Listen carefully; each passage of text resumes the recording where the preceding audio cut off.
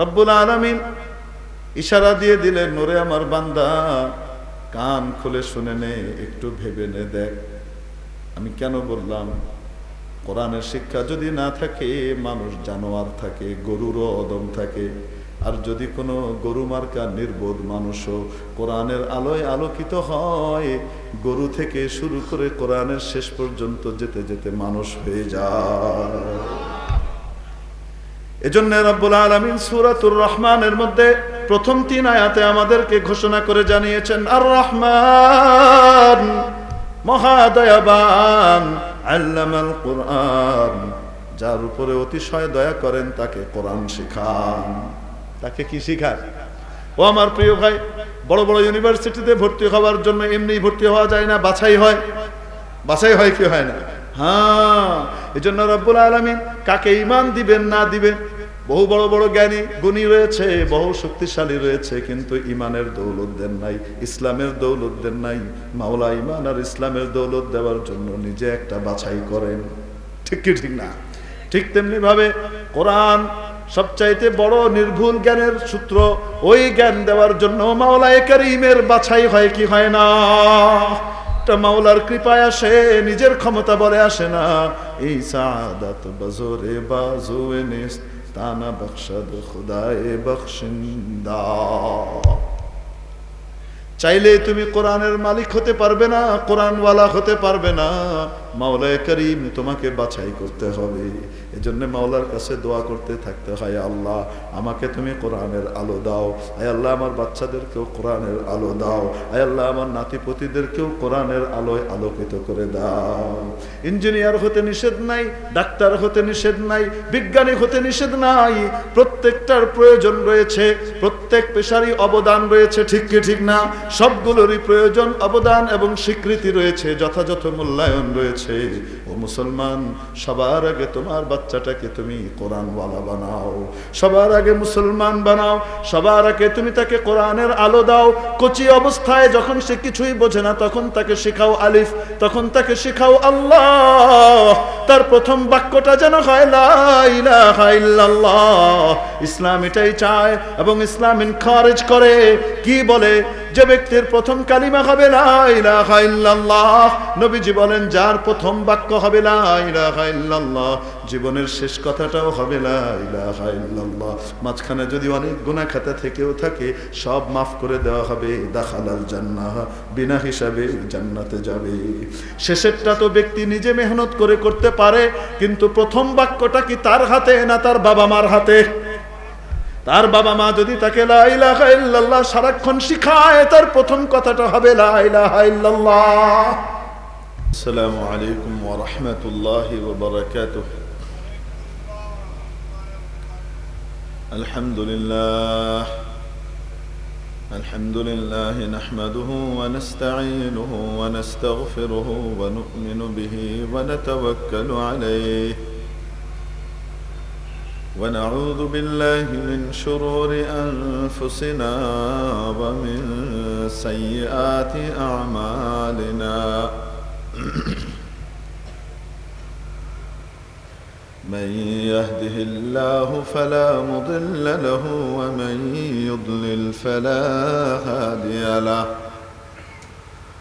ونشهد أن لا إله إلا الله وحده لا شريك له ونشهد أن سيدنا وسندنا ومولانا محمدا عبده ورسوله أما بعد فأعوذ بالله من الشيطان الرجيم بسم الله الرحمن الرحيم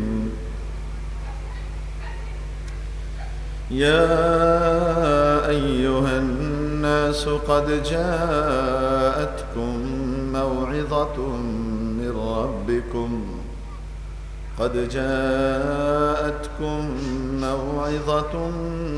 ربكم وشفاء لما في الصدور وهدى ورحمة للمؤمنين قل بفضل الله وبرحمته فبذلك فليفرحوا هو خير مما يجمعون صدق الله مولانا العظيم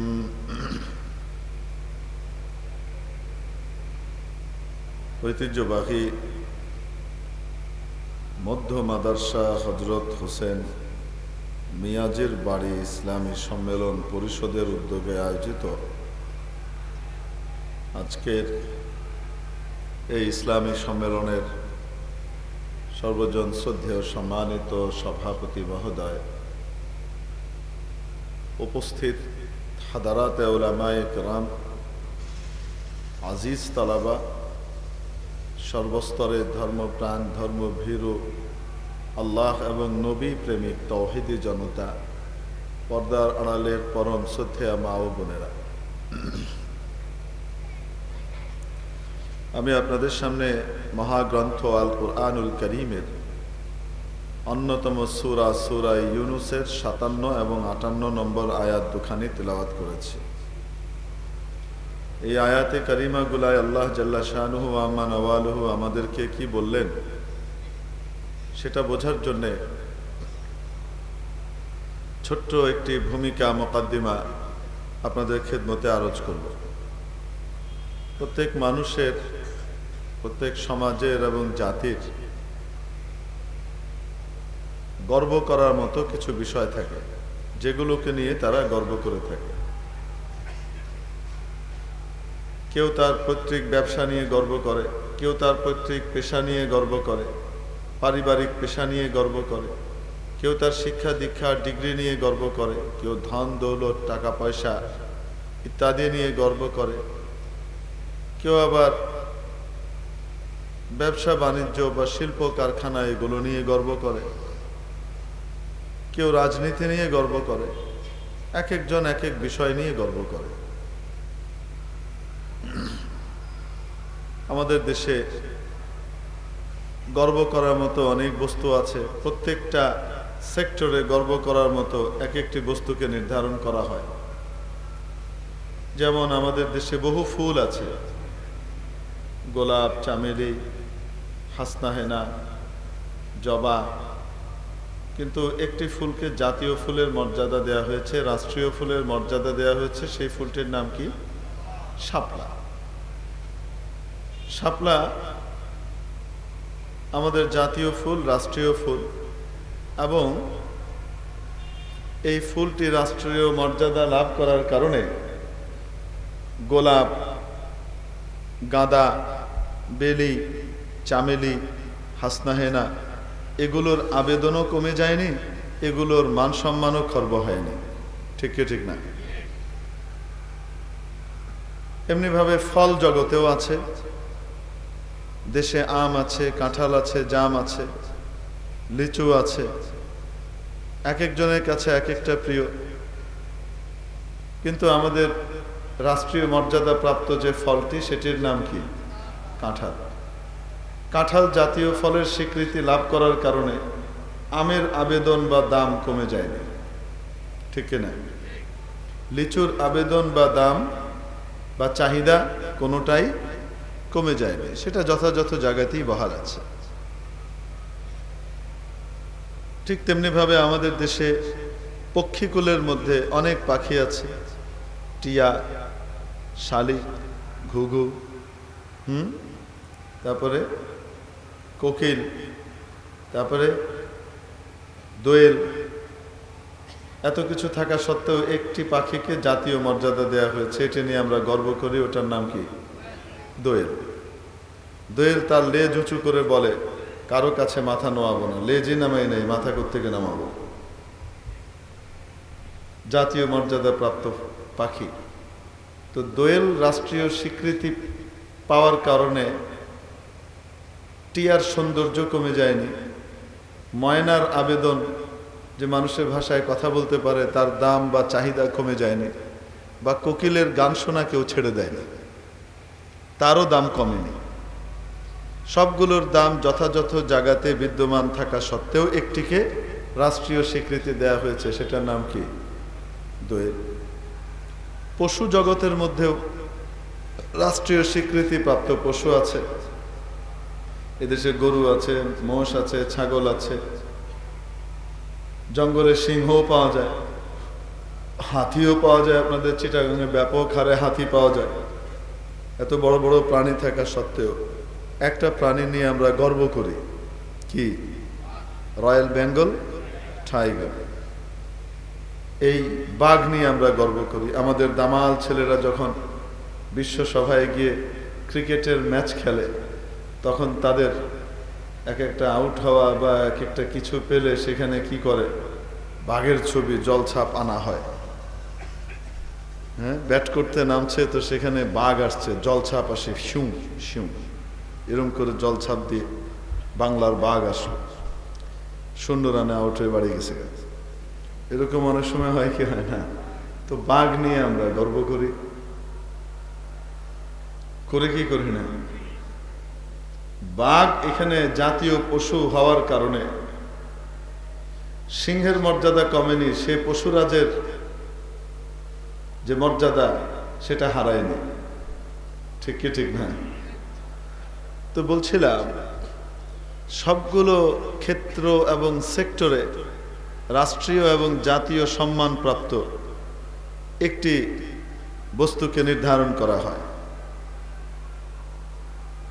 ফুলের মধ্যে শাপলা, ফলের মধ্যে কাঁঠাল, পশুর মধ্যে বাঘ, তারপরে পাখির মধ্যে দোয়েল, মাছের মধ্যে ইলিশ, আরো এক এক দিকে যেতে থাকলে যেতে থাকবে। এগুলোকে নিয়ে আমরা গর্ব করি। মেরে মুহতারাম দোস্ত,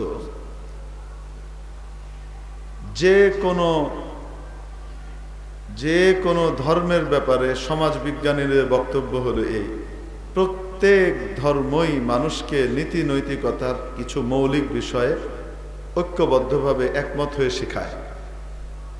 হিন্দু ধর্ম হোক, খ্রিস্ট ধর্ম হোক, ইহুদি ধর্ম হোক, বৌদ্ধ ধর্ম হোক, ইসলাম ধর্ম হোক, কোনো ধর্মেই মিথ্যা কথা ভালো কাজ নয়। কোনো ধর্মে চুরি করা ভালো কাজ, কোনো ধর্মের মধ্যে ডাকাতি করা ভালো কাজ, কোনো ধর্মের মধ্যে অন্যের উপরে নিপীড়ন নির্যাতন চালানো ভালো কাজ নয়। কোনো ধর্মের মধ্যে নাই। সমস্ত ধর্মই মানুষকে এই নীতিবোধ জাগ্রত করাতে চায় এবং এই নীতি বাক্যগুলো মৌলিক কিছু নীতি বাক্য শেখায়, যদিও কিছু বিষয়ের মধ্যে পার্থক্য আছে। কোনো কোনো ধর্ম শুধু কিছু আনুষ্ঠানিকতার আচার আচরণের মধ্যে সীমাবদ্ধ, এটা আছে। আবার কিছু কিছু ধর্ম জীবন্ত ধর্ম, মানুষের প্রতিটা ক্ষেত্রের মধ্যে তার দখল আছে, সেখানে সে সমাধান দেয়। আছে না নাই? যেটা যেভাবেই থাক না কেন, প্রত্যেক ধর্মই মৌলিকভাবে নীতিবোধ জাগ্রত করা শেখায়।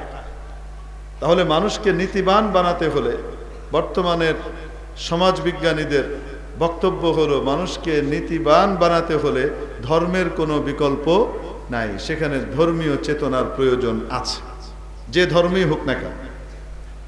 তাহলে ধর্মজগতেও একটি রাষ্ট্রীয় সম্মাননা প্রাপ্ত, রাষ্ট্রীয় স্বীকৃতি প্রাপ্ত ধর্মের দরকার আছে না নাই?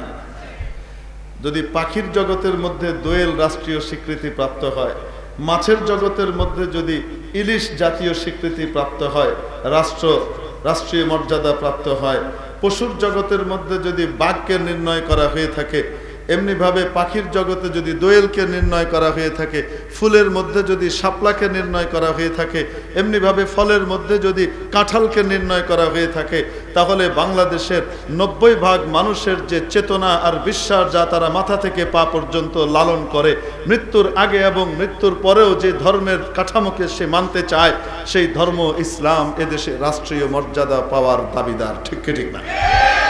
এজন্য এদেশে রাষ্ট্রধর্ম ইসলাম রাষ্ট্রীয় মর্যাদা প্রাপ্ত হলে, স্বীকৃতি লাভ করলে, যেমনিভাবে দোয়েলের রাষ্ট্রীয় স্বীকৃতির কারণে অন্যগুলোর মর্যাদা কমেনি, যেমনিভাবে শাপলা রাষ্ট্রীয় স্বীকৃতি পাওয়ার কারণে অন্যগুলোর মর্যাদা কমেনি, ঠিক তেমনিভাবে ইসলাম রাষ্ট্রীয় স্বীকৃতি পেলে কোনো সময় অন্যগুলোর মর্যাদা খর্ব করা হবে।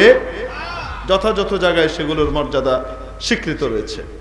প্রিয় উপস্থিতি, এদেশে রাষ্ট্র ধর্ম হতে হবে কিছু মানুষের কথায় নাকি অধিকাংশ জনগোষ্ঠীর ইচ্ছে অনুযায়ী? আমাদের এই দেশটা কি কিংডম না গণপ্রজাতন্ত্রী? প্রজা সাধারণের অধিকাংশের মতামতের ভিত্তিতে এদেশের নীতি নির্ধারণ হয়, ঠিক কি ঠিক না? প্রিয় উপস্থিতি, সরকারি দল বলেন, বিরোধী দল বলেন, সাবেক বিরোধী দল, বর্তমান বিরোধী দল, আতি বিরোধী দল, পাতি বিরোধী দল, যেভাবে যেটাকেই বলেন না কেন, সমস্ত দল বা যারা রাজনীতি করে না তাদের সকলের ভিতরে অধিকাংশ মানুষ কি অন্য কোনো ধর্মের না ইসলামের? মৃত্যুর পরে কি শ্মশানে যেতে চায় না কবরে যেতে চায়? বলেন না কেন? যে জীবদ্দশায় জুমায় যেতে চায়, ঈদগাহে যেতে চায়, আর মৃত্যুর পরে জানাজা দিয়ে কবরে যেতে চায়, ঠিক কি ঠিক না? তো এদেশের 90% মানুষ, তাদের ভিতরে একজন মুসলমানকে পাওয়া যাবে না যে মৃত্যুর পরে সে শ্মশান বা অন্য কিছু পছন্দ করে, ঠিক কি ঠিক না? তাহলে এদেশের মানুষ, যা 90% মানুষ যদি ইসলামকে লালন করে, তাহলে এদেশে রাষ্ট্র ধর্ম হবে কোনটা? অতএব রাষ্ট্রধর্ম ইসলাম ছিল, রাষ্ট্রধর্ম ইসলাম আছে, রাষ্ট্রধর্ম ইসলাম ইনশাআল্লাহ থাকবে। যে বা যারা বিরোধিতা করবে পাতিমন্ত্রীর মন্ত্রিত্ব যাবে। মেরে মুহতারাম দোস্ত, আজিজ ও বুজুর্গ, বলছিলাম যেহেতু 90% মানুষের চাহিদা হলো ইসলাম, এদেশের যৌক্তিক কারণেই ইসলাম রাষ্ট্রীয় ধর্মের স্বীকৃতি লাভ করার, স্বীকৃতি পাওয়ার দাবিদার, ঠিক কিনা? এদেশে পিতা তো অনেক আছে, আমাদের সাংবিধানিক জাতির পিতা একজন আছেন কেন? বঙ্গবন্ধু মরহুম শেখ মুজিবুর রহমান সাংবিধানিকভাবে ওদেশের উনি কি জাতির পিতা। তো তাহলে জাতির পিতা তার শাসন আমলের মধ্যে যে কদিনই, অল্প কিছুদিনই পেয়েছেন, ওই কয়দিনের মধ্যে উনি একটা প্রতিষ্ঠান করে গেছেন, ধর্মীয়ভাবে রাষ্ট্রীয় প্রতিষ্ঠান করে গেছেন। সেটা কোনটা? হিন্দু ফাউন্ডেশন বাংলাদেশ। বলেন না কেন? খ্রিস্টান ফাউন্ডেশন বাংলাদেশ, বৌদ্ধ ফাউন্ডেশন বাংলাদেশ। কি করেছেন? Islamic foundation.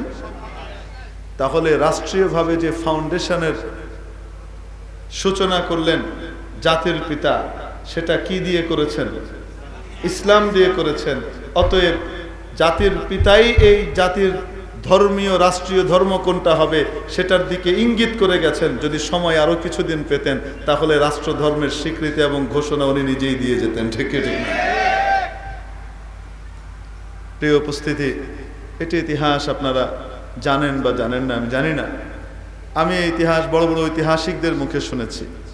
বাংলাদেশের প্রথিত যশা সাংবাদিক, বিখ্যাত ইসলামবেত্তা, মাসিক মদিনার সম্পাদক হযরত আল্লামা মুফতি মহিউদ্দিন খান সাহেব রহমতুল্লাহ আলাইহির মুখে শুনেছি।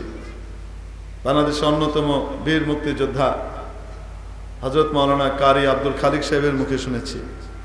একই ঘটনা বাংলাদেশের প্রথিত যশা সাংবাদিক হযরত মাওলানা ওবায়দুর রহমান খান নদভীর কাছ থেকেও শুনেছি। যে দেশ যখন স্বাধীন হলো 16ই ডিসেম্বর, এদেশ বিজাতির কাছ থেকে কি হলো? স্বাধীনতা লাভ করলো। লাভ করার পরে যখন করলো তখন কি বঙ্গবন্ধু বাংলাদেশে না হানাদারদের কারাগারে, পাকিস্তানিদের কারাগারে তখন বন্দী উনি, এবং ওখানে থাকা অবস্থায় এদেশে উনি রাষ্ট্রপতি হিসেবে বরিত হলেন। সেখান থেকে ওনাকে মুক্ত করে নেওয়া হলো, ইংল্যান্ড হয়ে, ইন্ডিয়া হয়ে, তারপর আসলেন কোথায়? বাংলাদেশ। আসলেন কবে? স্বাধীনতা লাভের 25 দিন পর 1972-এর জানুয়ারির 10 তারিখে বাংলাদেশে আসলেন বঙ্গবন্ধু। এটা তার স্বদেশ প্রত্যাবর্তন দিবস। আসার পর চলে গেলেন কোথায়? রেসকোর্স ময়দান, এখন সোহরাওয়ার্দী উদ্যান বলে, ময়দান বলি আমরা। ওখানে গিয়ে উনি জাতির উদ্দেশ্যে বক্তব্য রাখলেন। তারপর বাড়ি ফিরে এসে দীর্ঘদিন কারাবাসের পর শারীরিক মানসিক ধকল আছে, রেস্ট নিলেন। এরপর দিন সকালবেলা 11ই জানুয়ারি 1972 সকালবেলায় রেডিও ছেড়েছেন যথারীতি। তো সেখানে রেডিওর মধ্যে দেখেন কোরআন তেলাওয়াত নাই।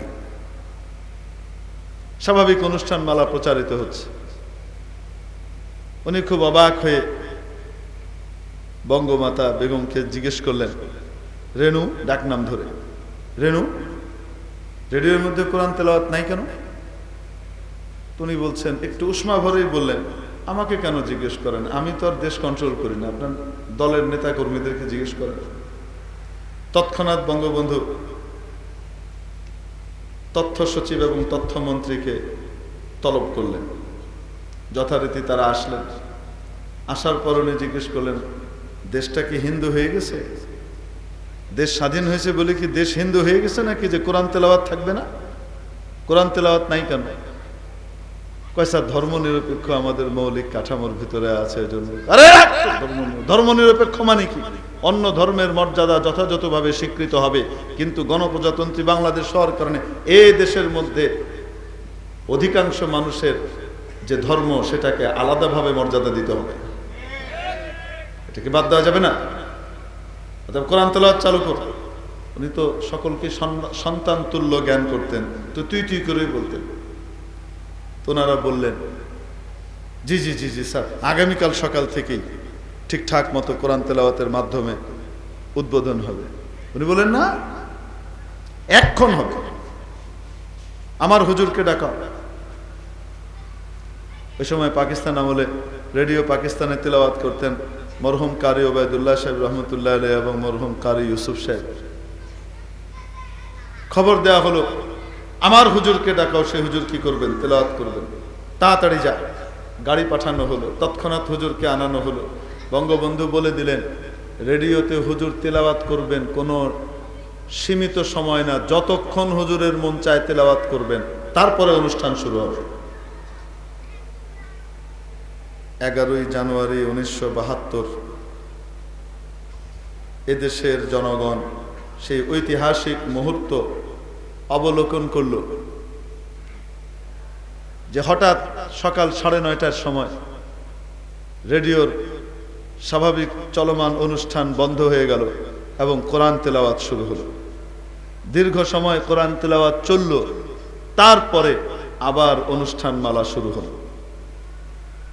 তাহলে বঙ্গবন্ধু এদেশের মধ্যে ধর্মনিরপেক্ষতার নামে যারা নাকি কোরআনকে বিয়োগ করতে চেয়েছিল রাষ্ট্রীয় অনুষ্ঠান মালা থেকে, সেখানে তিনি কোরআনকে প্রতিষ্ঠিত করলেন। ঠিক কি ঠিক না?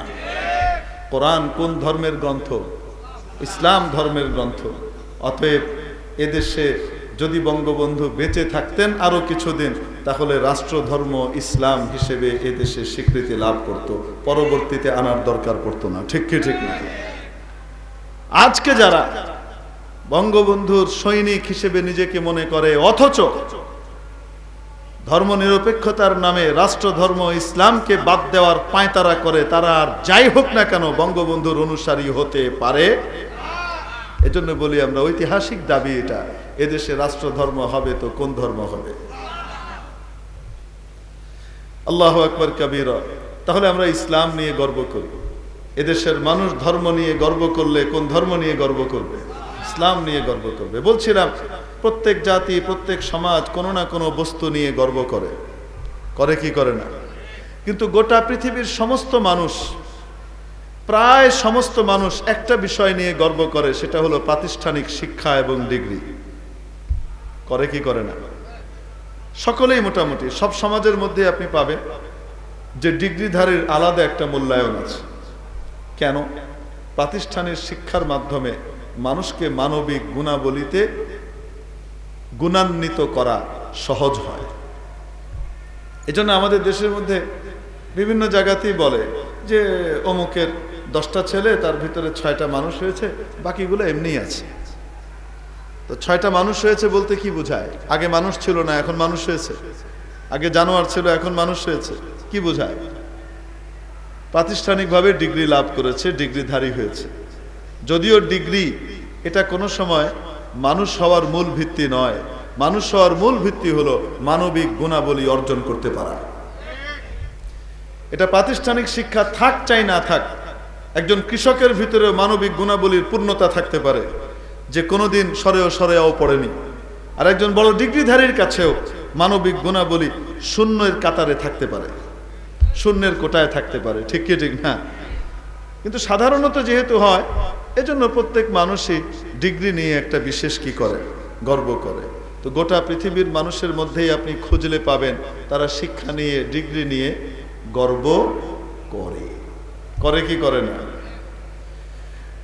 শিক্ষা গোটা পৃথিবীর মধ্যে যদি মৌলিকভাবে ভাগ করা হয় তাহলে শিক্ষাকে দুই ভাগে ভাগ করা যায়। কয় ভাগে? মৌলিকভাবে কয় ভাগ? এক হলো মানব রচিত, মানব কর্তৃক উদ্ভাবিত, মানুষের গবেষণাকৃত, সৃষ্টির গবেষণালব্ধ জ্ঞান। আরেক ধরনের জ্ঞান আর শিক্ষা হলো স্রষ্টা প্রদত্ত জ্ঞান। এটা হলো স্রষ্টার পক্ষ থেকে সরাসরি নবীর মাধ্যমে মানুষকে দেওয়া জ্ঞান। আর আরেকটা জ্ঞান হলো যেটা মানুষ কর্তৃক উদ্ভাবিত গবেষণাকৃত জ্ঞান। মানুষের মেধা বুদ্ধি অসীম, বলেন না কেন? মানুষের মেধা বুদ্ধি অসীম না সসীম? মানুষের মেধা বুদ্ধি কি সীমাহীন না সীমিত? মানুষের জ্ঞানও অসীম নয়, সসীম এবং সীমিত। ঠিক কি ঠিক না? আরে কতটা সীমিত দেখেন। আপনি আমার দিকে তাকিয়ে আছেন, ঠিক আপনার পিছনে কি হচ্ছে বলতে পারবেন? বলেন না কেন? আমি আমার পিছনে কি হচ্ছে আমি বলতে পারবো? বলতে পারবো না। যত বড় জ্ঞানী হোক না কেন, নিজের পিছনে কি হচ্ছে সে অতটা বলতে পারে না। তাহলে আমাদের মেধা, আমাদের বুদ্ধি, আমাদের জ্ঞান সীমাহীন না সীমিত? সীমাবদ্ধ। ঠিক কি ঠিক না? এজন্যে সীমাবদ্ধ জ্ঞানের অধিকারী মানুষের উদ্ভাবন করা যে জ্ঞান আছে সেই জ্ঞানের মধ্যে সীমাবদ্ধতা আছে এবং ভুল ভ্রান্তির প্রকট আশঙ্কা থাকে। অপরদিকে স্রষ্টার জ্ঞান, রব্বুল আলামিনের জ্ঞান সীমিত না অসীম? সীমাবদ্ধ না সীমাহীন? সর্বব্যাপী জ্ঞানের মালিকের জ্ঞানের মধ্যে ভুল ভ্রান্তির কোনো আশঙ্কা থাকে না। এজন্য আমরা দেখতে পাই পৃথিবীর মধ্যে জ্ঞান বিজ্ঞানের যে ফলাফলগুলো আসে এগুলো কিছুদিন পর পর আবার পরিবর্তন হতে থাকে। ঠিক কি ঠিক না? আগেরটার চেয়ে লেটেস্টটা আসে, কিছুদিন পরে ওটা ব্যাকডেটেড হয়, আরেকটা লেটেস্ট গবেষণার ফলাফল আসে। আসে কি আসে না? এই যে দেখেন আমাদের এই করোনা শরীফের মধ্যে করোনা সাহেব আসলেন 2 বছর। এই 2 বছরের ভিতরে চিকিৎসা বিজ্ঞান কতবার ডিগবাজি মেরেছে, কতবার সৌসেজদা দিয়েছে বলেন? বিগত 7 মাস 8 মাসের কথাই চিন্তা করেন। আমরা খবর পেলাম যে করোনাকে ঠেকানোর একটা জিনিস পাওয়া গেছে, টিকা।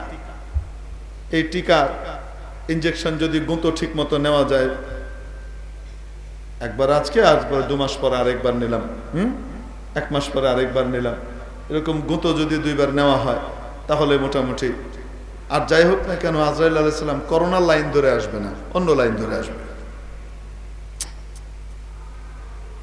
মৌলবী মানুষের ভাষায় বলতেছে, টিকা নিলে আর করোনা ধরবে না, আর যদি ধরেও তেমন কোনো ক্ষতি করতে পারবে। এবং স্বাভাবিকভাবে আমরা তাই দেখলাম, গবেষণাতেও তাই দেখা গেল, যারা টিকা নিয়েছে তারা করোনা আক্রান্ত হলে তেমন কোনো ক্ষতি তাদের হচ্ছে না, তাদেরকে সাধারণ ট্রিটমেন্ট দিল, তারা দ্রুত রিকভারি করছে। ঠিক কি ঠিক না? তো আমরা ধরে নিলাম মোটামুটি এখন আবার আমাদের অনাচার, অপকর্ম, পাপাচার যা আছে সেগুলো আমরা নতুন করে শুরু করতে পারি, কারণ করোনাকে ঠেকাই দিছি। আল্লাহ তাআলা এবার আর পারবে না। নাউযুবিল্লাহি মিন যালিক। এটা মুখে কেউ বলে না, আচার আচরণে বলে। এটা মুখে বলে না কেউ, এবং সত্যিকার অর্থে মনেও কেউ বিশ্বাস করে না, কিন্তু আচার আচরণটা এরকমই হয়। ঠিক কি ঠিক না? যখন করোনা আসলো, আল্লাহু আকবার, তখন কত কান্নাকাটি, দোয়া কালাম আল্লাহর কাছে শুরু হয়ে গেল। যেমনি চলে গেল অমনি আবার আমরা যেই সেই হয়ে গেলাম। গুনাহ আবার পুনর্মাত্রায় নতুন করে শুরু করলাম। আল্লাহ হেফাজত করুন বলি আমিন। এই জন্যই বললাম যে আমাদের আচার আচরণ বলে যেন আমরা আল্লাহকে বৃদ্ধাঙ্গুলি দেখিয়ে দিলাম, যদিও কোনো মুসলমানের মুখেও কোনোদিন সেটা বলবে না, তার মনেও সে এটা বিশ্বাস করে না, কিন্তু আচার আচরণটা ওরকমই বলে। প্রিয় উপস্থিতি, বলছিলাম এই 2 বছরের ভিতরে আমরা মোটামুটি একটা নিশ্চিন্ত হলাম যে এবার টিকা নিয়েছি, এবার নিরাপদ। এই কিছুদিন আগে আবার আফ্রিকা শরীফ থেকে তাশরিফ আনলেন এক মেহমান। করোনা সাহেবের আরেক স্বজাতি তাশরিফ আনলেন, কি নাম ওনার? ওমিক্রন। এখন আমাদের চিকিৎসা বিজ্ঞানীরা মিথ্যা কথা তো ওনারা বলেন না, গবেষণার যেটা আছে সেটাই বলেন। এখন বলছেন তো নতুন করে আবার আসলো, এটা ডিজাইন সম্পর্কে তো আমাদের টিকা পরিচিত নয়। এটা যে ডিজাইন নিয়ে নতুন ডিজাইনে আসছে, এটা আমাদের টিকা দিয়ে ঠেকানো যাচ্ছে না। আগে তো ঠেকাই দিয়েছিলাম, এখন আবার নতুন মেয়ে আসছে, কন্যা কেন এখন আর ঠেকানো যাচ্ছে না। আশা করা যায় ইনশাল্লাহ এটাকে ঠেকানোরও কোনো বিষয় বেরিয়ে যাবে। তাহলে বিজ্ঞান কিছুদিন পর পর সহুসেজদা দেয় কি দেয় না? হ্যাঁ, কেন? স্রষ্টার প্রদত্ত না সৃষ্টি কর্তৃক উদ্ভাবিত? এই জন্য মাত্র 2 বছরের মধ্যে 14 বার ডিগবাজি দেখে ফেললেও 1400 বছর পার হয়ে গেছে। রব্বুল আলামিন কোরআন নাজিল করেছেন। একটা পারা দূরের কথা, একটা সূরা দূরের কথা, একটা লাইন দূরের কথা, একটা আয়াত দূরের কথা, একটা শব্দ একটা অক্ষরেরও পরিবর্তনের প্রয়োজন পড়ে না। পৃথিবী যদি আগামীতে আরো 14,000 কোটি বছরও টিকে থাকে, কোরআনের মধ্যে পরিবর্তন লাগবে না। রব্বুল আলামিন বলেছেন যালিকাল কিতাব, এসে মহান কিতাব, লা রাইবা ফীহ, যার মধ্যে সন্দেহের বিন্দু মাত্র অবকাশ নাই। যা বলা আছে সবকিছুই নির্ভুল, ভুল ভ্রান্তির কোনো স্থান কোরআনের মধ্যে। কারণ এই কোরআন এসেছে কার পক্ষ থেকে? দুনিয়ার জ্ঞান বিজ্ঞান যদি কোরআন বিবর্জিত হয়, সেই বিজ্ঞান মানুষকে মানুষ বানায় না, জানোয়ারের কাতারে রেখে দেয়। কোরআনী শিক্ষা ছাড়া, স্রষ্টার দেওয়া নীতিমালা ছাড়া কোনোদিন মানুষ সত্যিকারের মানবতা, মনুষ্যত্বের মাপকাঠিতে উত্তীর্ণ হতে পারে না। বুঝাবো? আপনাদের দেশে গরু আছে, ছাগল আছে, হ্যাঁ? এনাদের যখন পেশাব পায়, তখন এদের পেশাব লাগে, তখন কি তারা বসে তারপরে পেশাব করে? কিভাবে করে বলেন না কেন? বসা থাকলেও পেশাব লাগলে কি করে? দাঁড়িয়ে যায়, তারপর মুতে। তাহলে দাঁড়িয়ে দাঁড়িয়ে মুতা, এটা কি মানুষের কালচার না জানোয়ারের কালচার? আসতে বলেন। বড় বড় পৃথিবীর নামজাদা, নাম করা বড় বড় যে প্রতিষ্ঠানগুলো আছে, বিদ্যালয়গুলো আছে, ইউনিভার্সিটিগুলো আছে,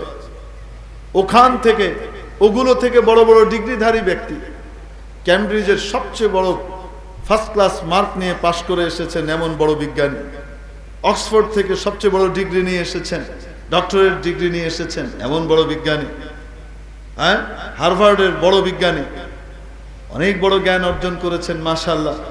কিন্তু যখন নাকি এয়ারপোর্টের মধ্যে দেখা যায় ওনাদেরকে, তখন দেখা যায় বসে বসে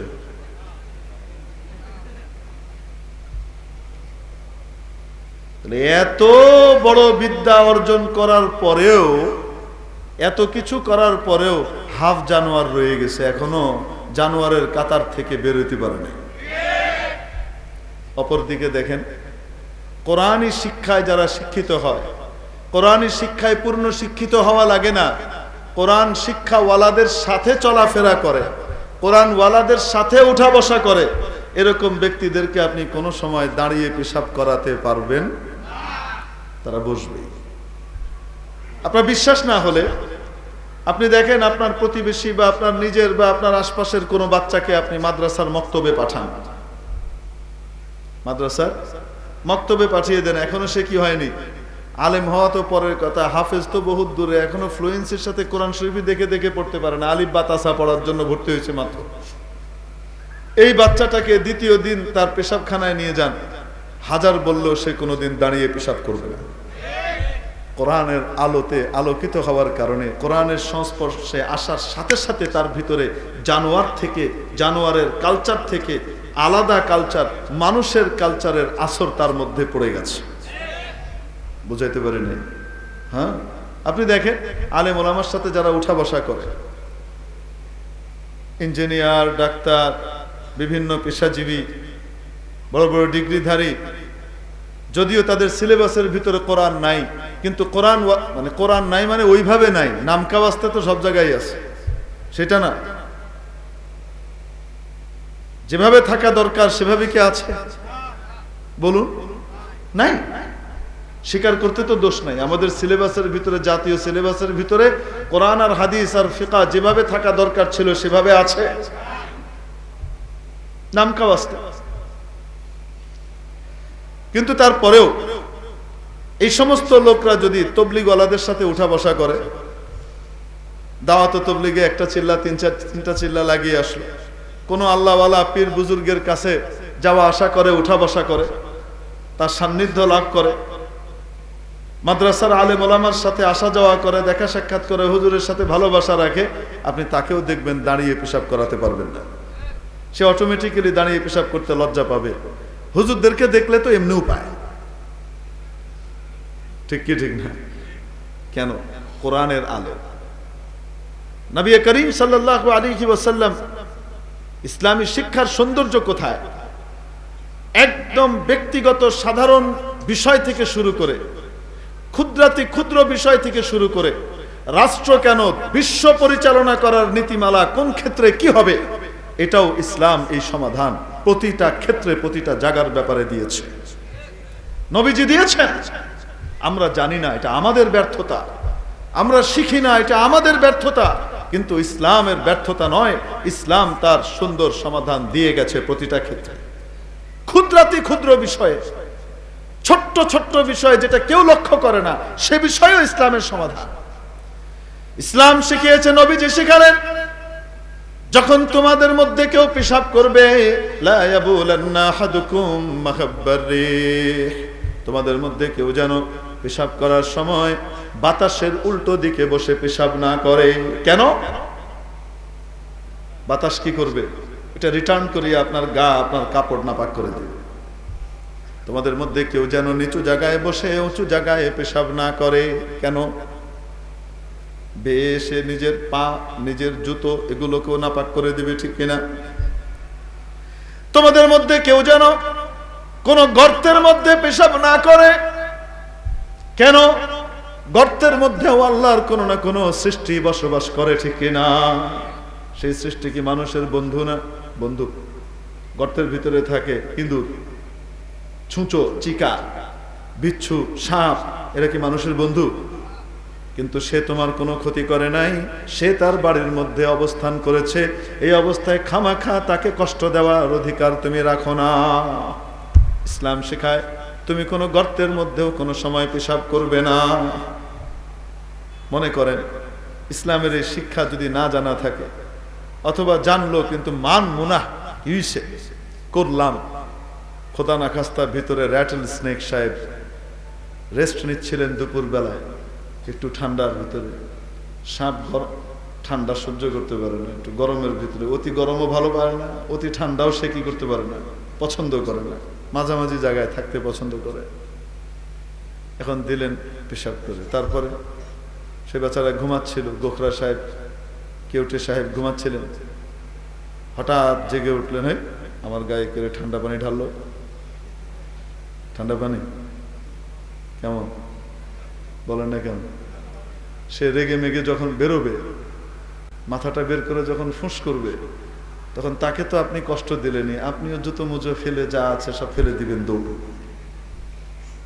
তাহলে ইসলাম এই পেশাব করার মতো সাধারণ একটা বিষয়, এটার ব্যাপারেও কত সূক্ষ্মভাবে মানুষকে দিক নির্দেশনা দিচ্ছে, শিক্ষা দিচ্ছে যে তুমি জানোয়ারের মতো নও, তুমি আশরাফুল মাখলুকাত, সৃষ্টির সেরা, তোমার মধ্যে কালচারের মধ্যে ভিন্নতা থাকবে, তুমি আলাদা।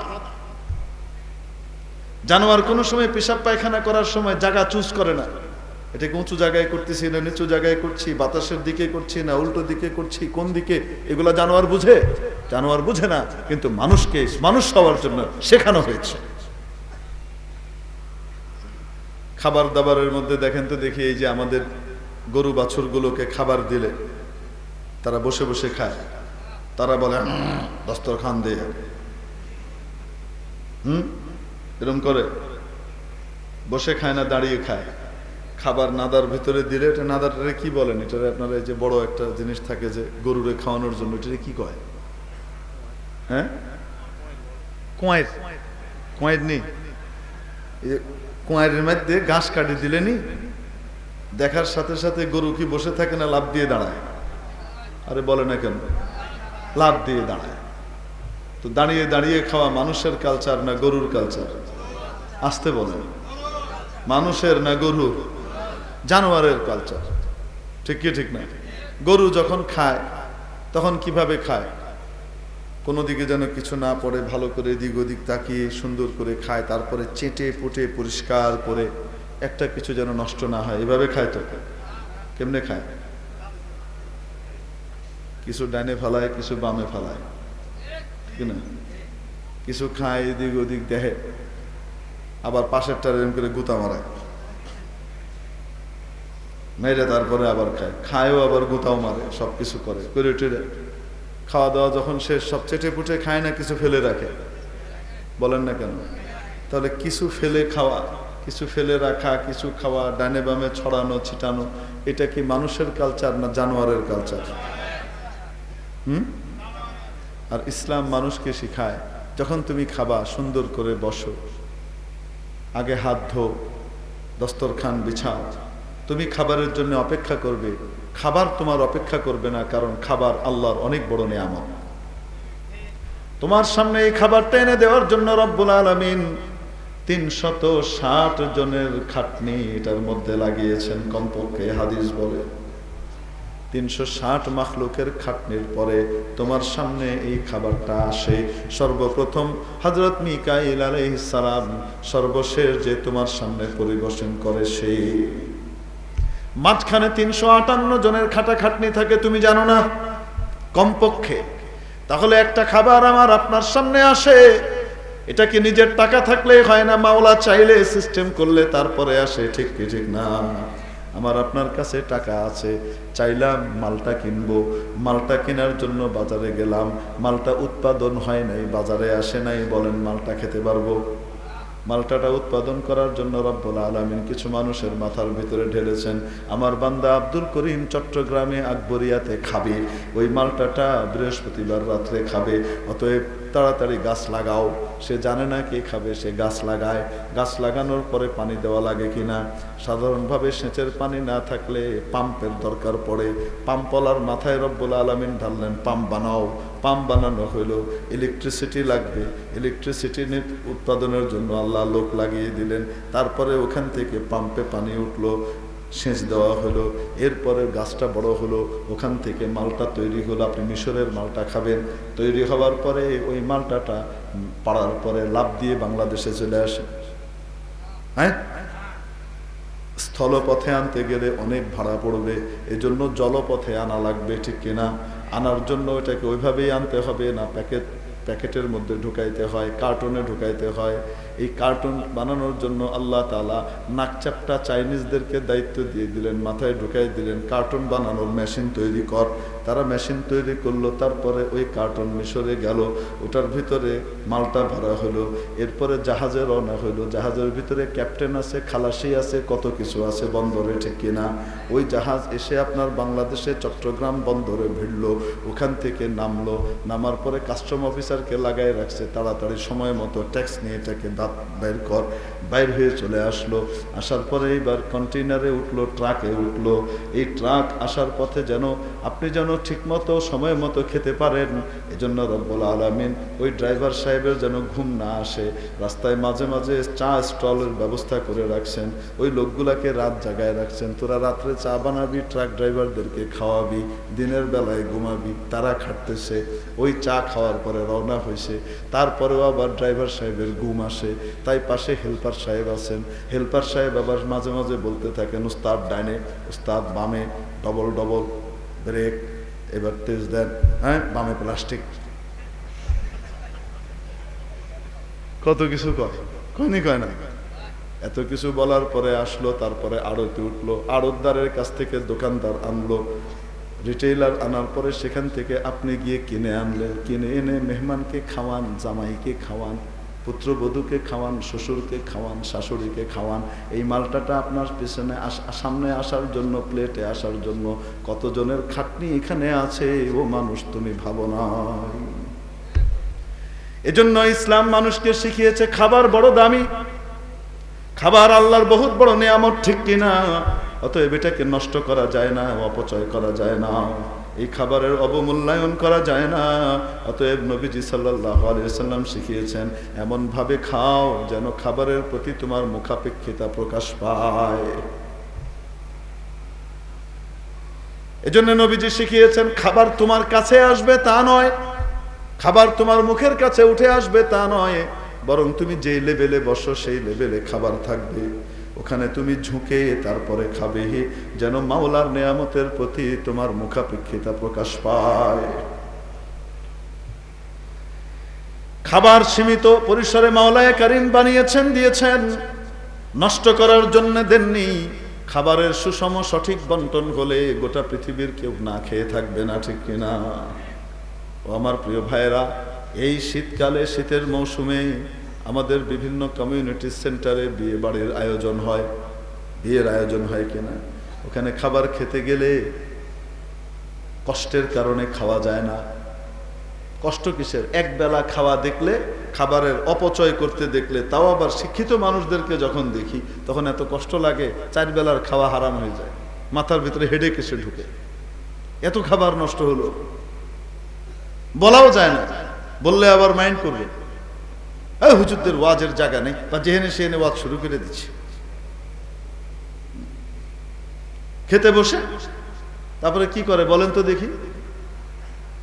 হ্যাঁ, খেতে পারবে 3 টুকরা, নিবে 6 টুকরা, নিয়ে তারপরে 3 টুকরা খাবে, 3 টুকরা ফেলে রাখবে। বলে না কেন? এরকম করে না তো আমাদের দেশের মানুষ? করে না তো? করে। আর এটাকে কি মনে করে? এটা কালচার, এটা একটা ব্যাপার স্যাপার আছে। আমরা কি ফকির নাকি চেটিপুটি খাবো? মোল্লারা খাওয়া পায়নি, চেটিপুটি খায়, আমরা কি চেটিপুটি খাবো নাকি? আমরা আনকালচার্ড হতে পারি না, আমাদের অনেক খাবার। খাওয়া আধা খায়, আধা ফেলে রাখে, 4 ভাগের 3 ভাগ খায়, 1 ভাগ নষ্ট করে। চা খেতে দিলে আধা কাপ খেয়ে আধা কাপ ফেলে রাখে। কেন? কালচার। আমরা কি ফকির নাকি যে পুরো কাপ চেটিপুটি খাবো, পুরো কাপ ঢেলে খেয়ে নেব? আছে না নাই? বলেন না কেন? এত ডিগ্রি অর্জন করার পরেও যেহেতু কোরআন হাদিসের শিক্ষার আলো পায় নাই, এই না পাওয়ার কারণে এখনো গরুর কালচারের মধ্যেই চলতেছে, হাফ জানোয়ার হয়ে গেছে। বুঝাইতে পারি নাই মনে হয়? তাহলে এক প্রকারের শিক্ষা সৃষ্টি কর্তৃক উদ্ভাবিত শিক্ষা মানুষকে সত্যিকারের মানুষে পরিণত করতে পারে না। অপরদিকে কোরআনের শিক্ষা, আল্লাহর দেওয়া শিক্ষা জানোয়ারকেও মানুষ বানিয়ে দেয়। বলবো নাকি? হ্যাঁ, আপনাদের দেশে রাস্তাঘাটের নামকরণ হয় না? হ্যাঁ, বড় বড় ব্রিজের নামকরণ হয় না? অমুকের নামে তমুকের নামে করে কি করে না? কোন সময় কোন ব্রিজের নামকরণ করে কাউ ব্রিজ, গরু ব্রিজ নামকরণ হয়েছে। গরু সড়ক নামকরণ করে কেন? রাস্তার অপমান, ব্রিজের অপমান। বলেন না কেন? অথচ আল্লাহ তাবারাক ওয়া তাআলা কোরআন শরীফের যে প্রথম পারা আলিফ লাম মিম, এখান থেকে প্রথম পারা শুরু হয় না? সূরা বাকারা, সবচেয়ে বড় সূরা, যেটা 2.5 পারা ব্যাপী একটা সূরা। সুবহানাল্লাহ বলে। এত বিশাল সূরাটার নাম রেখেছেন গাভী। বাকারা মানে কি? বলেন না কেন? গাভী, গরু। প্রশ্ন জাগে না মনের ভিতরে? সূরা ফাতিহা তো হলো সূচনা, ভূমিকা, উপক্রমণিকা, গোটা কোরআনের সারাংশ। কোরআন যদি তুমি পুরো পড়তে না পারো, কমপক্ষে সূরা ফাতিহায় গবেষণা করলেই আমাকে তুমি পেয়ে যাবা। মৌলিক ডিটেইল আলোচনা শুরু হয় আলিফ লাম মিম, যালিকাল কিতাব লা রাইবা ফীহি হুদাল লিল মুত্তাকিন। এই সূরা বিশাল সূরা, সর্ববৃহৎ সূরার নাম সূরাতুল বাকারা। গাভী সূরা, গরু সূরা কেন? অনেক কারণ আছে। তাফসীরের ভিতরে মুফাসসিরিনে কেরাম অনেক কারণ উল্লেখ করেছেন, একটা বলবো। এখন দেখেন, শুরুটা তো জানলেন, তৃতীয়টা আলে ইমরান, চতুর্থটা গিয়ে সূরা নিসা, এর পরেরটা মায়েদা, এরপরে আনআম, এরপরে আরাফ, এভাবে সূরা চলছে, ঠিক কিনা? হুজুর শুরুগুলা অত ইয়াদ নেই, শেষগুলা কোন? আচ্ছা ঠিক আছে, শেষ থেকে আসে কুল হু আল্লাহু আহাদ সূরার নাম কি? সূরা ইখলাস। তারপরের সূরা কুল আউযু বিরাব্বিল ফালাক, ফালাক সূরা ফালাক। এরপরের সূরা কুল আউযু বিরাব্বিন নাস, সূরার নাম নাস। এরপরের সূরা কয় না কে হুজুর? নাই তো, কইতেই ভুল। এরপরে আর সূরা আছে? নাই। শেষ সূরার নাম সূরায়ে নাস। নাস মানে মানুষ। নাস মানে কি? নাস ইনসের বহুবচন, ইনসিয়নের বহুবচন, প্লুরাল কি? নাস। নাস মানব জাতি, মানুষ। সর্বশেষ সূরার নাম নাস। আর একদম সবচেয়ে বড় সূরা প্রথম পারার যে সূরাটা, সেই সূরাটার নাম কি? রব্বুল আলামিন ইশারা দিয়ে দিলেন, নূরে আমার বান্দা কান খুলে শুনে নে, একটু ভেবে নে, দেখ আমি কেন বললাম। কোরআনের শিক্ষা যদি না থাকে মানুষ জানোয়ার থাকে, গরুরও অদম থাকে। আর যদি কোনো গরু মার্কা নির্বোধ মানুষও কোরআনের আলোয় আলোকিত হয়, গরু থেকে শুরু করে কোরআনের শেষ পর্যন্ত যেতে যেতে মানুষ হয়ে যায়। এজন্য রব্বুল আলামিন সূরাতুর রহমানের মধ্যে প্রথম 3 আয়াতে আমাদেরকে ঘোষণা করে জানিয়েছেন, আর রহমান মহাদয়াবান, আল্লামাল কুরআন, যার উপরে অতিশয় দয়া করেন তাকে কোরআন শিখান। তাকে কি শিখান? ও আমার প্রিয় ভাই, বড় বড় ইউনিভার্সিটিতে ভর্তি হওয়ার জন্য এমনি ভর্তি হওয়া যায় না, বাছাই হয়। বাছাই হয় কি হয় না? হ্যাঁ, এজন্য রব্বুল আলামিন কাকে ঈমান দিবেন না দিবেন, বহু বড় বড় জ্ঞানী গুণী রয়েছে, বহু শক্তিশালী রয়েছে, কিন্তু ঈমানের দৌলত দেন নাই, ইসলামের দৌলত দেন নাই। মাওলা ঈমান আর ইসলামের দৌলত দেওয়ার জন্য নিজে একটা বাছাই করেন। ঠিক কি ঠিক না? ঠিক তেমনি ভাবে কোরআন সবচাইতে বড় নির্ভুল জ্ঞানের সূত্র। ওই জ্ঞান দেওয়ার জন্য মাওলায়ে কারীমের বাছাই হয় কি হয় না? মাওলার কৃপায় আসে, নিজের ক্ষমতা বলে আসে না। এই সাআদাত বাজরে বাজুয়ে নিস্ত তানা বখশদ খুদায়ে বখশিন্দা। চাইলে তুমি কোরআনের মালিক হতে পারবে না, কোরআনওয়ালা হতে পারবে না। মাওলায়ে কারীম তোমাকে বাছাই করতে হবে। এজন্য মাওলার কাছে দোয়া করতে থাকতে হয়, আল্লাহ আমাকে তুমি কোরআনের আলো দাও। আয় আল্লাহ আমার বাচ্চাদেরকেও কোরআনের আলো দাও। আয় আল্লাহ আমার নাতিপতিদেরকেও কোরআনের আলোয় আলোকিত করে দাও। ইঞ্জিনিয়ার হতে নিষেধ নাই, ডাক্তার হতে নিষেধ নাই, বিজ্ঞানী হতে নিষেধ নাই। প্রত্যেকটার প্রয়োজন রয়েছে, প্রত্যেক পেশারই অবদান রয়েছে। ঠিক কি ঠিক না? সবগুলোরই প্রয়োজন, অবদান এবং স্বীকৃতি রয়েছে, যথাযথ মূল্যায়ন রয়েছে। ও মুসলমান, সবার আগে তোমার বাচ্চাটাকে তুমি কোরআনওয়ালা বানাও, সবার আগে মুসলমান বানাও, সবার আগে তুমি তাকে কোরআনের আলো দাও। কচি অবস্থায় যখন সে কিছুই বোঝে না, তখন তাকে শেখাও আলিফ, তখন তাকে শেখাও আল্লাহ। তার প্রথম বাক্যটা যেন হয় লা ইলাহা ইল্লাল্লাহ। ইসলাম এটাই চায় এবং ইসলাম এনকারেজ করে। কি বলে? যে ব্যক্তির প্রথম কালিমা হবে লা ইলাহা ইল্লাল্লাহ, নবীজি বলেন যার প্রথম বাক্য হবে লা ইলাহা ইল্লাল্লাহ, জীবনের শেষ কথাটাও হবে লা ইলাহা ইল্লাল্লাহ। মাঝখানে যদি অনেক গুনাহ খাতা থেকেও থাকে, সব মাফ করে দেওয়া হবে। দাখালাল জান্নাহ, বিনা হিসাবে জান্নাতে যাবে। শেষেরটা তো ব্যক্তি নিজে মেহনত করে করতে পারে, কিন্তু প্রথম বাক্যটা কি তার হাতে না তার বাবা মার হাতে? তার বাবা মা যদি তাকে লা ইলাহা ইল্লাল্লাহ সারাক্ষণ শিখায়, তার প্রথম কথাটা হবে লা ইলাহা ইল্লাল্লাহ। আমি শুকর আদায় করতে পারি, আমি যতটুকু পারি না পারি, আমার আব্বা জান, আমার শ্বশুর সাহেব, আমার বেগম সাহেবেরা সবসময় আমার বাচ্চাদেরকে ছোট থেকেই লা ইলাহা ইল্লাল্লাহ, লা ইলাহা ইল্লাল্লাহ বলিয়েছেন। আলহামদুলিল্লাহ, আমার প্রত্যেকটা বাচ্চার প্রথম কথা হয়েছে লা ইলাহা। তার আব্বা ডাকার আগে আল্লাহ ডাকছে, তার আম্মা ডাকার আগে আল্লাহ ডাকছে। এই মেহনত আমরা করলে পারি কি পারি না? ইসলাম এনকারেজ করে, শিখাও। এই লা ইলাহা ইল্লাল্লাহ ওয়ালা ডাক্তার, লা ইলাহা ইল্লাল্লাহ ওয়ালা ইঞ্জিনিয়ার, লা ইলাহা ইল্লাল্লাহ ওয়ালা সচিব বিবেককে বর্জন করে সে তার দেশের সম্পদকে সুইস ব্যাংকে পাচার করবে না। আরে ভাই, সুইস ব্যাংকে যারা টাকা পাচার করে কোটি কোটি শত শত কোটি টাকা, ইনারা শিক্ষা দীক্ষা জানে না, মূর্খ। আরে বলে না কেন? না বড় বড় ডিগ্রি দাঁড়িয়ে, তো বড় বড় ডিগ্রি হয়েও চোর হয়েছে। হাস, বড় বড় ডিগ্রি দাঁড়িয়ে হয়েও কি হয়েছে? চোর হয়েছে, পাচারকারী হয়েছে। যদি তাদেরকে কোরআনী শিক্ষা এবং দীক্ষার আলোয় আলোকিত করা যেত, আমাদের জাতীয় সিলেবাসের মধ্যে নিচ থেকে শুরু করে উপর পর্যন্ত যদি কোরআনের শিক্ষার আলো দেয়া যেত, ধাপে ধাপে প্রত্যেককেই ধাপে ধাপে কোরআনের এক এক শিক্ষা লেসন পার করানো হতো, তাহলে আমাদের প্রত্যেক মানুষ সত্যিকার অর্থে দেশের সম্পদে পরিণত হতো। নিজে না খেয়ে অন্যকে খাওয়াইতো। বড় বড় ডিগ্রিধারী নিজে না খেয়ে অন্যকে, হ্যাঁ, কোরআনের আলোয় আলোকিত যারা হয়েছেন তাদের জীবন একটু তাকিয়ে দেখেন। সুবহানাল্লাহ। ট্রেনের সময় হয়ে যাচ্ছে, আপনারা দোয়া করে দেন যেন ট্রেন পেয়ে যায়। মেরে মুহতারাম দোস্ত আজিজ ও বুজুর্গ, এই জন্য বলছিলাম কোরআনের শিক্ষার দরকার আছে না নাই? নাই, আরো আসতে।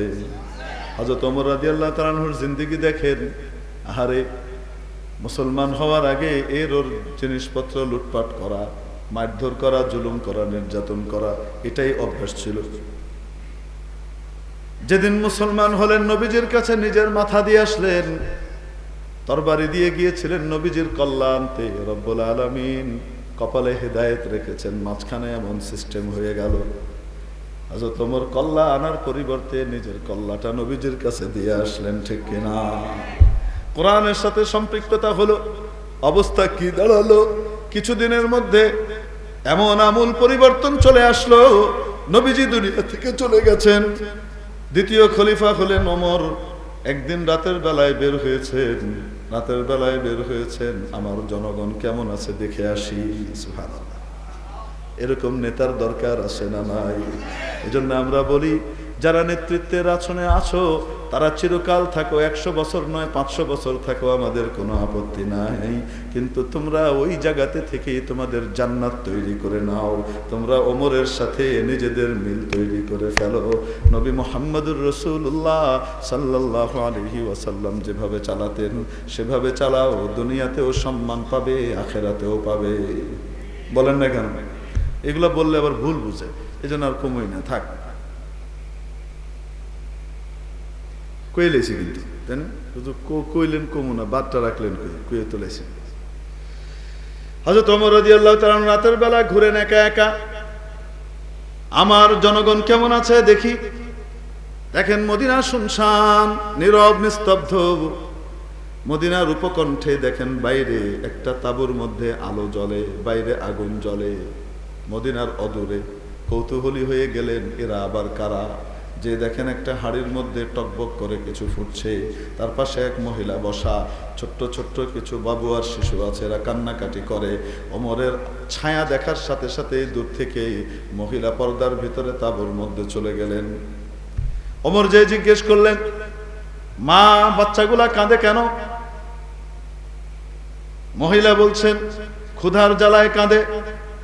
ওমর বলেন, একটু পরেই তো খাবার পাবে, খাবার তৈরি হচ্ছে, ওদেরকে সান্ত্বনা দাও। মহিলা রেগে গিয়ে বললেন, নিজের চরকায় তেল দাও, যাও, জ্বালাতন করতে এসো না। আমার বাচ্চারা কয়েকদিন পর্যন্ত অনাহারে আছে, তাদের বাবা ইসলামের সৈনিক ছিলেন, জিহাদের ময়দানে শহীদ হয়ে গেছেন, তাদের দেখাশোনার কেউ নাই, এর ভেতরে খাবার নাই। তাদেরকে সান্ত্বনা দেওয়ার জন্য ওখানে কিছু পাথর আর পানি দিয়ে জাল দিচ্ছি, বুঝাচ্ছি যে খাবার তৈরি হচ্ছে, বাচ্চারা একটু ঘুমিয়ে যা, ঘুম থেকে উঠে খাবি। এই আশায় তাদেরকে বুঝাচ্ছি, ঘুমিয়ে গেলে ক্ষুধার জ্বালা টের পাবে না, কষ্ট থেকে একটু বাঁচবে। হযরত ওমর রাদিয়াল্লাহু আনহু কিচ্ছু না বলে ওখান থেকে চলে আসলেন। বাইতুল মাল থেকে একটা বস্তার ভিতরে খাবার দাবার অনেক কিছু ভরলেন, আটা, ময়দা, পনির, ঘি, যা যা লাগে ভরলেন। বস্তাটাকে কাঁধে করে নিয়ে, প্রায় 1.5-2 মনের বস্তা কাঁধে করে নিয়ে রওনা হয়েছেন। গোলাম আর খাদিম চলে এসেছে, এসে বলে, হযরত আপনি কেন এটা নিয়ে যান? আমি নিয়ে যাব, আমি কেন আছি, আমি তো আপনার গোলাম। হযরত ওমর বলেন, কিয়ামতের দিন আমার গুনাহের বোঝা তো তুমি বহন করবে না। আমি যে জাতির মুখে খাবার পৌঁছাইতে পারি নাই, এই দায়ভার তো তুমি নিবা না। এজন্য আমাকে আমার বোঝা বহন করতে দাও। নিজে কাঁধে করে নিয়ে গেছেন, গিয়ে ওখানে নিজে খাবার তৈরি করেছেন, খাবার তৈরি করে বাচ্চাদেরকেও খাইয়েছেন, ভেতরে মহিলার কাছে পাঠিয়েছেন। খাবার খেয়ে বাচ্চাগুলা দৌড়াদৌড়ি করে, খেলাধুলা করে। ভেতর থেকে মহিলা বলতেছেন, আল্লাহ তাআলা কেন যে ওমরকে খলিফা বানালেন জানি না, খলিফা তো তোমার মতো লোককে তোমাকে বানানো দরকার ছিল। কিয়ামতের দিন রব্বুল আলামিনের দরবারে আমার স্বামী আর এতিম বাচ্চাগুলাকে সামনে নিয়ে ওমরের সাথে আমার বোঝাপড়া আছে, আমি বোঝাপড়া করব। হযরত ওমর বলেন, ওমরের কি দোষ? সে কি সকলের সবকিছু জানে নাকি? কথা বলার সাথে সাথে মহিলা বলে, বাহ, সে আমাদের দায়িত্ব নিয়েছে, সে আমাদের আমির হয়েছে, অথচ আমরা কে কেমন আছি সে খবর রাখবে না, এটা কেমন কথা? সে একা যদি না পারে, দক্ষ জনবল কেন নিয়োগ করলো না? ভালো মানুষ যারা তার কাছে মানুষের খবর সঠিকভাবে পৌঁছিয়ে দেবে, কেন করলো না?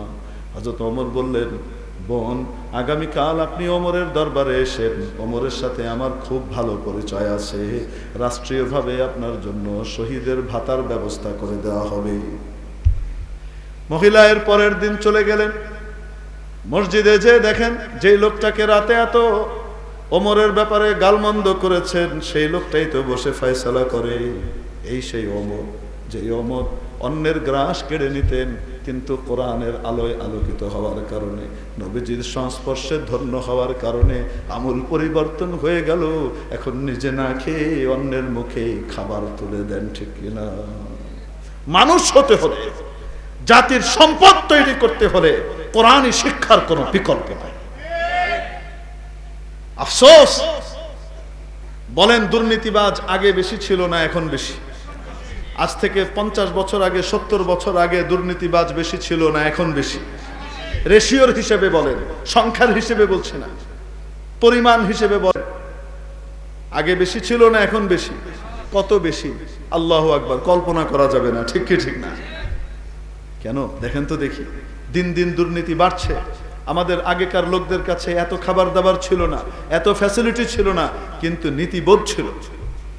তাদের শিক্ষা দীক্ষার ঘাটতি ছিল না, তারাও ইঞ্জিনিয়ার ছিলেন, তারাও ডাক্তার ছিলেন, তারাও সচিব ছিলেন, তারাও রাজনীতিবিদ ছিলেন, তারাও বিভিন্ন পেশাজীবী ছিলেন। পার্থক্যটা কি? 90-এর আগের যুগটা তাকান। 90-এর আগ পর্যন্ত আমাদের বাচ্চাদেরকে উঠিয়ে আমরা পাঠিয়ে দিতাম গ্রামের মক্তবে, মসজিদের মক্তবে। স্কুলে যাবে 10টা থেকে 9:30 থেকে, যাও আগে হুজুরের কাছে পড়ে আসো, ঠিক কি ঠিক না? কয়দিন 1-2 বছরে হুজুরের কাছে পড়ে শুনে আসছে, ঠান্ডা মুন্ডা খাইতো, মাঝে মাঝে আলিফ বাতাসে বগদাদি কায়দা লম্বা চড়া দিয়ে পড়াশোনা করতো। তারপরে এসে ইঞ্জিনিয়ার হইতো, ডাক্তার হইতো। ওই ছোটবেলায় যে নীতিবোধ এবং ছোটবেলায় আল্লাহর সামনে জবাবদিহিতা, এটার যে চিন্তা চেতনা তার মাথায় ঢুকেছে, বড় হয়ে তার বিবেক তাকে বাধা দিত। লোভ তাদের ছিল না তা না, কিন্তু তারা লোভকে জয় করতে জানতেন। 90-এর পর থেকে আফসোসের সাথেই বলতে হয়, সিস্টেম হলো কিন্ডারগার্টেন সিস্টেম। মাশাআল্লাহ, এমন টাইমিং হলো, শিক্ষার টাইমিং। বাচ্চাদের ঘুম বেশি দরকার হয়, যদি ডাবল শিফটে পড়া হয় তাহলে বাচ্চারা দুপুর বেলায় যেয়ে পড়ার কথা, তারা সকালে ঘুমাবে, তাদের তো নামাজও নাই। কিন্তু কি হলো, ডে শিফটে দেওয়া হলো বড়দেরকে, আর কচি ছোট ছোট বাচ্চাদেরকে মর্নিং শিফটে একদম ফজরের নামাজ পড়ুক আর না পড়ুক উঠায় তাদেরকে ওখানে পাঠিয়ে দিতে হবে। আমরা একটু চিন্তা করি নাই, বিজাতীয় সংস্কৃতিওয়ালারা গবেষণা করে বের করে, মুসলমানকে যদি বলি কোরআন ছেড়ে দাও, বাচ্চাকে মক্তবে পাঠিও না, সে কোনোদিন তা করবে না। সে নিজে মদ খেতে পারে, কিন্তু তার বাচ্চাকে মক্তব থেকে সে দূরে সরাইতে চাইবে না, ইসলাম আর কোরআন থেকে দূরে সরাইতে চাইবে না। অতএব এমন সিস্টেম মাথার ভিতরে ঢুকাইয়া দাও, এমন সিস্টেম করে দাও যেন অটোমেটিক্যালি সে কোরআন পড়ানোর সময়ই না পায়। বুঝাইতে পারি নাই? এই দূরত্বের কারণে, এটা একটা মৌলিক কারণ। আমরা বুঝি আর না বুঝি, আজকে যত দিন যাচ্ছে বাবা মার আদব কায়দা করার লোক কমছে, বাবা মাকে সম্মান করার অবস্থাগুলো কমে যাচ্ছে। টিচারকে যেখানে মাথায় তুলে রাখার কথা ছিল, সেখানে টিচারকে গালিগালাজ করছেন আজকের ছাত্ররা। সব ছাত্র করে না, কিন্তু বাড়ছে কি বাড়ছে না বলেন না কেন? আগে টিচারকে কেমন সম্মান করতো স্কুল কলেজের ছেলেরাই, মাদ্রাসার কথা বাদ দেন না। আমি নিজের চোখে দেখেছি, বড় উচ্চ শিক্ষিত ব্যক্তি গ্রামে এসেছে, তার টিচার যার কাছে সে পড়েছে প্রাইমারি স্কুলে, সে বেচারা অত বড় শিক্ষিত না, সামান্য শিক্ষায় শিক্ষিত। টিচারকে দেখেছে দূরে, সাথে সাথে সাইকেল থেকে নেমে গেছে। যতক্ষণ টিচার নজরের দৃষ্টির আড়ালে না গেছে ততক্ষণ পর্যন্ত এই উচ্চ শিক্ষিত বড় অফিসার সে সাইকেলে উঠে নাই। বলেন না কেন? এই কালচার আপনারা দেখেন নাই? এখনো তো সেরকমই হয়, সব জায়গাতে ঘাটতি হয়ে যাচ্ছে। আমরা এত বেশি ডেটোরেট করছি, এত দ্রুত, কল্পনা করা যায় না। এজন্য কোরআনের শিক্ষাকে আবার ফিরিয়ে আনার দরকার আছে না নাই? আল্লাহ তাআলা আমাদেরকে কোরআনের আলোয় আলোকিত হওয়ার তৌফিক দান করেন।